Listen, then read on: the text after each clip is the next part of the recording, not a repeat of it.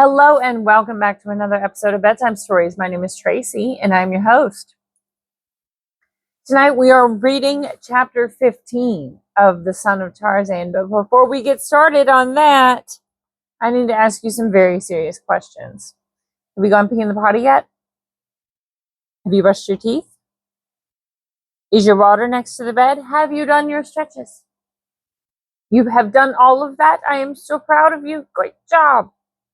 Well, since there's nothing else to do other than like the video, subscribe to the channel, and click the notification bell, we'll go ahead and jump right in, okay? Cool. And out in the jungle, far away, Korak, covered with wounds, stiff with clotted blood, burning with rage and sorrow, swung back upon the trail of the great baboons. He had not found them where he had last seen them, nor in any of their usual haunts, but he sought them along the well-marked spoor that they had left behind them, and at last he overtook them. When first he came upon them, they were moving slowly but steadily southward in one of those periodic migrations, the reasons for which the baboon himself is best able to explain. At sight of the white warrior who came upon them from downwind, the herd halted in response to the warning cry of the sentinel that had discovered him. There was much growling and muttering, much stiff-legged circling on the part of the bulls. The mothers, in nervous, high-pitched tones, called their young to their sides, and with them moved to safety behind their lords and masters. Korak called aloud to the king, who at the familiar voice advanced slowly, warily, and still stiff-legged. He must have the confirmatory evidence of his nose before venturing to reply too implicitly upon the testimony of his ears and eyes. Korak stood perfectly still. To have advanced then might have precipitated an immediate attack, or as easily a panic of flight. Wild beasts are creatures of nerves. It is a relatively simple thing to throw them into a species of hysteria which may induce either a mania for murder or symptoms of apparent abject cowardice. It is a question, however, if a wild animal ever is actually a coward. The king baboon approached Korak. He walked around him in an ever-decreasing circle, growling, grunting, sniffing. Korak spoke to him. "I am Korak," he said. "I opened the cage that held you. I saved you from the Tarmangani. I am Korak, the killer. I am your friend." "Huh," grunted the king. "Yes, you are Korak. My ears told me that you were Korak. My eyes told me that you were Korak, and now my nose tells me that you are Korak. My nose is never wrong. I am your friend. Come, we shall hunt together." "Korak cannot hunt now," replied the ape-man. "The Gomangani have stolen Meriem. They have tied her in their village. They will not let her go. Korak alone was unable to set her free. Korak set you free. Now, will you bring your people and set Korak's Meriem free? The Gomangani have many sharp sticks which they throw. They pierce the bodies of my people. They kill us. The Gomangani are bad people.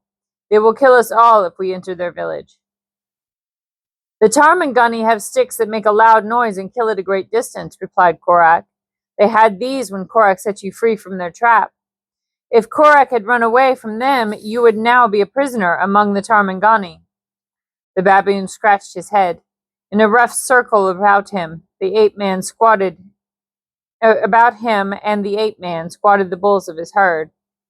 They blinked their eyes, shouldered one another about for more advantageous positions, scratching in the rotting vegetation upon the chance of unearthing a toothsome worm, or sat listlessly eyeing their king and the strange Mangani, who called himself thus, but who more closely resembled the hated Tarmangani. The king looked at some of the older of his subjects, as though inviting suggestion. "We are too few," grunted one. "There are the baboons of the hill country," suggested another. "They are as many as the leaves of the forest. They too hate the Gomangani. They love to fight. They are very savage. Let us ask them to accompany us.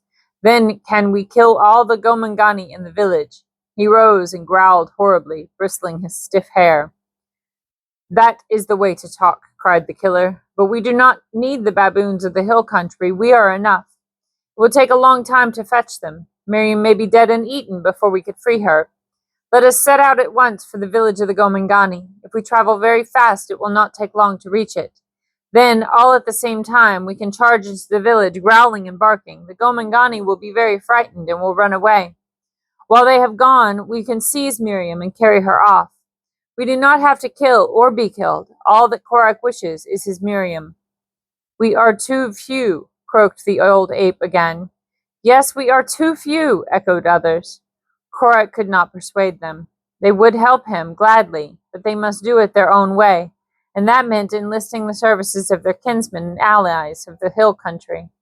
So Korak was forced to give in. All he could do for the present was to urge them to haste, and at his suggestion the king baboon, with a dozen of his mightiest bulls, agreed to go to the hill country with Korak, leaving the balance of the herd behind. Once enlisted in the adventure, the baboons became quite enthusiastic about it. The delegation set off immediately.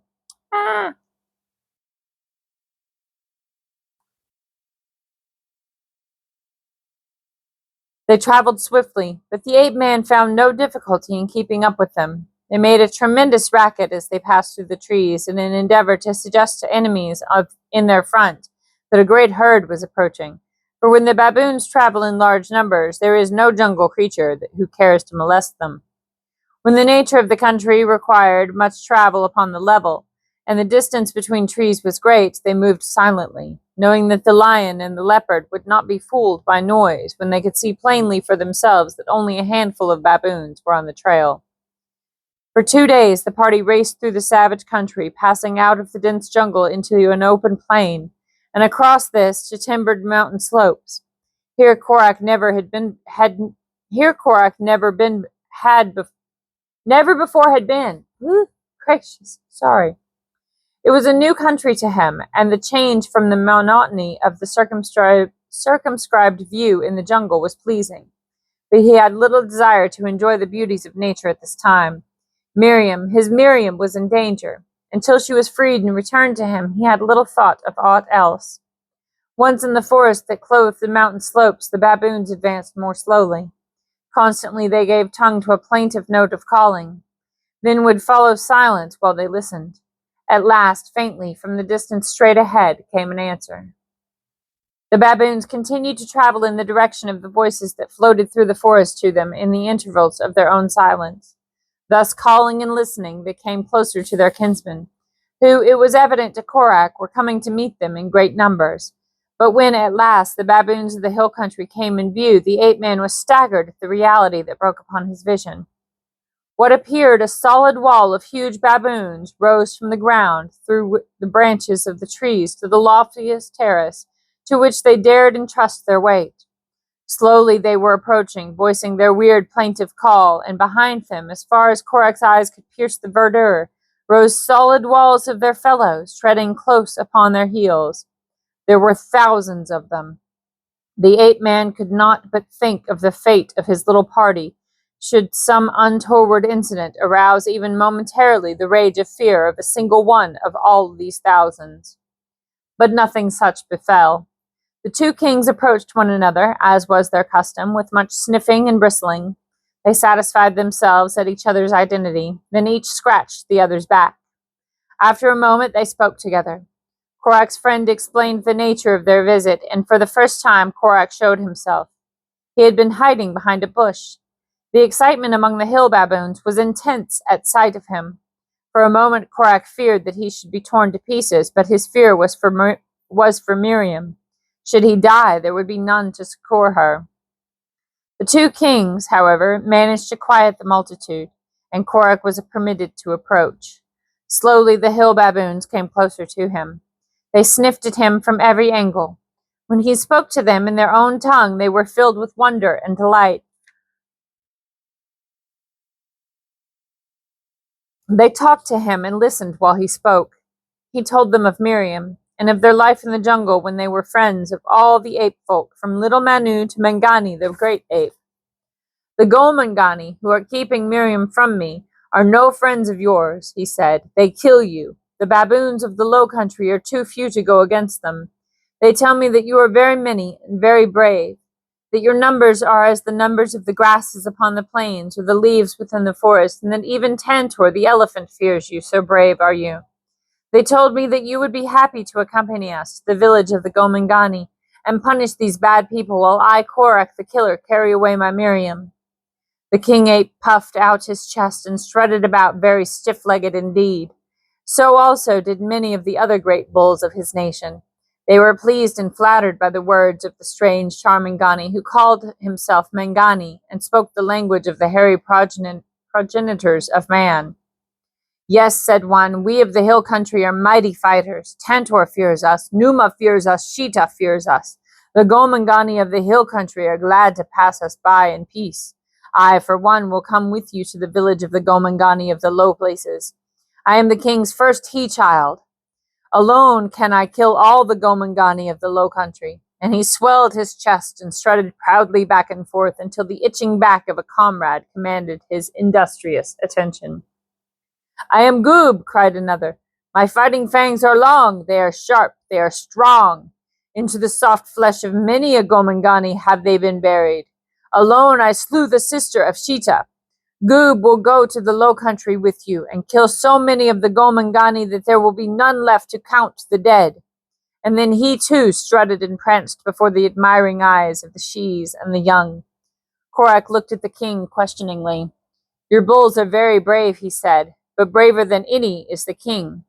Thus addressed the shaggy bull, still in his prime, else he had been no longer king, growled ferociously.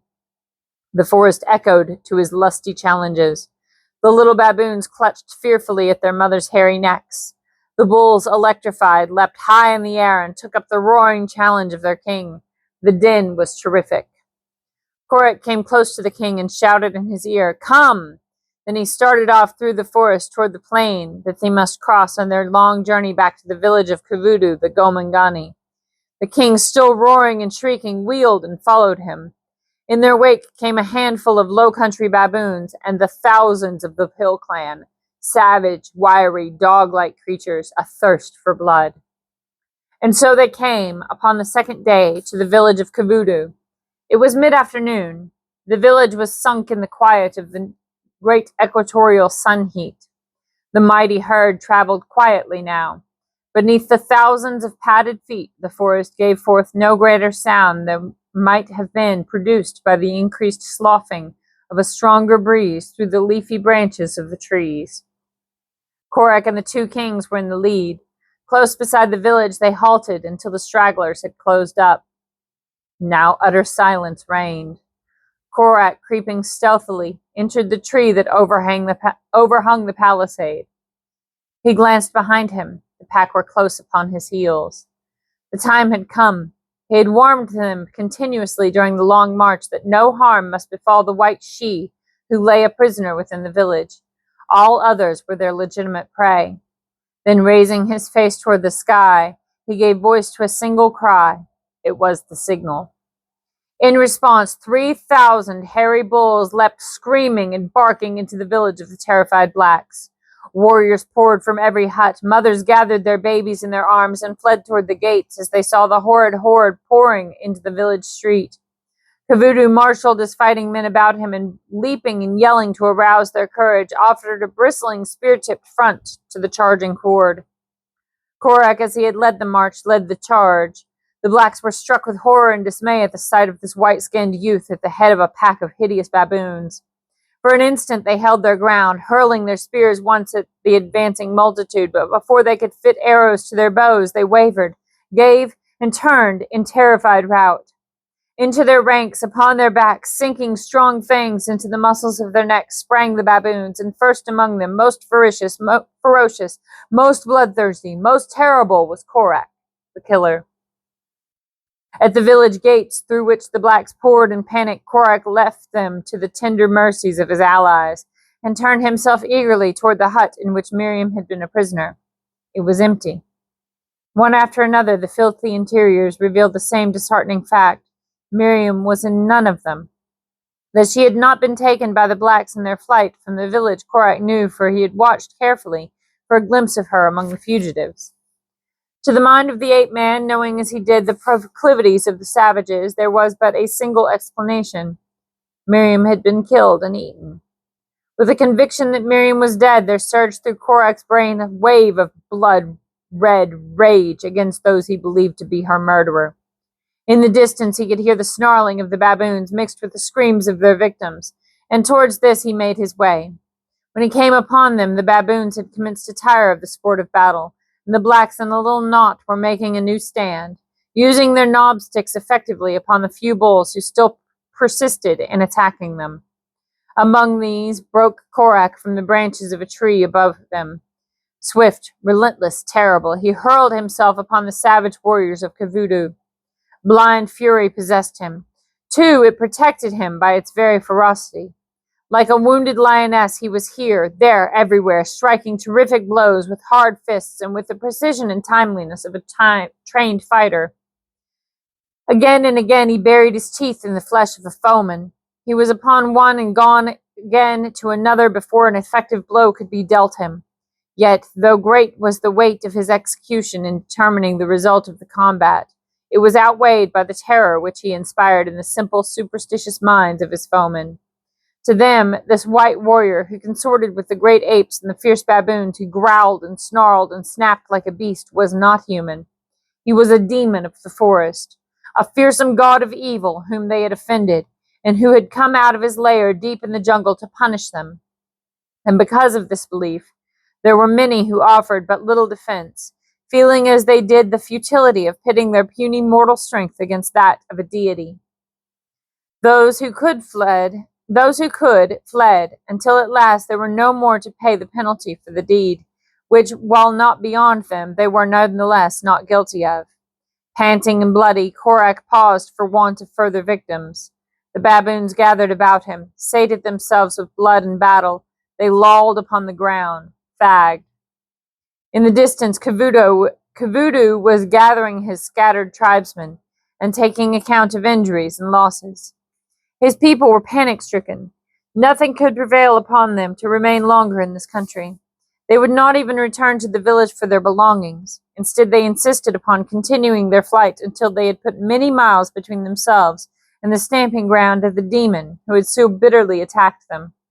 And thus it befell that Korak drove from their homes the only people who might have aided him in search for Meriem, and cut off the only connecting link between him and her, from whomsoever might come in search of him, from the douar of the kindly Bwana, who had befriended his little jungle sweetheart.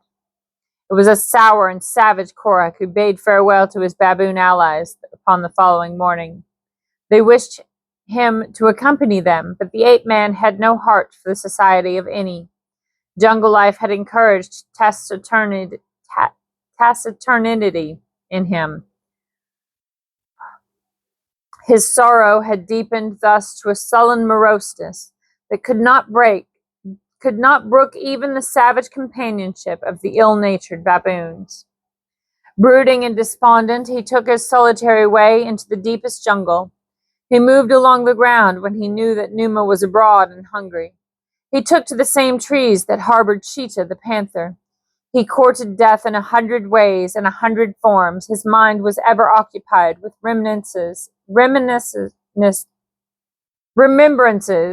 changing the word, I'm sorry. My tongue just won't do it tonight, of Meriem and the happy years that they had spent together. He realized now to the full what she had meant to him. The sweet face, the tanned, supple little body, the bright smile that always had welcomed his return from the hunt haunted him continually. Inaction soon threatened him with madness. He must be on the go. He must fill his days with labor and excitement that he might forget, that night might find him so exhausted that he should sleep in blessed unconsciousness of his misery until a new day had come. Had he guessed that by any possibility Meriem might still live, he would at least have had hope. His days could have been devoted to searching for her, but he implicitly believed that she was dead. For a long year he led his solitary roaming life. Occasionally he fell in with a Koot and his tribe, hunting with them for a day or two. Or he might travel to the hill country where the baboons had come to accept him as a matter of course. But most of all he was with Tantor the elephant, a great gray battleship of the jungle, the great gray battleship of the jungle, the super dreadnought of his savage world. The peaceful quiet of the monster bulls, the watchful solicitude of the mother cows, the awkward playfulness of the calves rested interested, and amused Korak. The life of the huge beasts took his mind temporarily from his own grief. He came to love them as he loved not even the great apes. And there was one gigantic tusker in particular, of which he was very fond, the lord of the herd, a savage beast that was wont to charge a stranger upon the slightest provocation, or upon no provocation whatsoever. And to Korak this mountain of destruction was docile and affectionate as a lapdog. He came when Korak called. He wound his trunk about the ape-man's body and lifted him to his broad neck in response to a gesture. And there would Korak lie at full length, kicking his toes affectionately into the thick hide and brushing the flies from about the tender ears of his colossal chum, with a leafy branch torn from a nearby tree by Tantor for the purpose. And all the while, Meriem was scarce 100 miles away. And that's the end of chapter 15. I hope you enjoyed it. Good night. Sleep tight. Don't let the bedbugs bite. And if they do, you bite them back, okay? I love you so very much. Good night.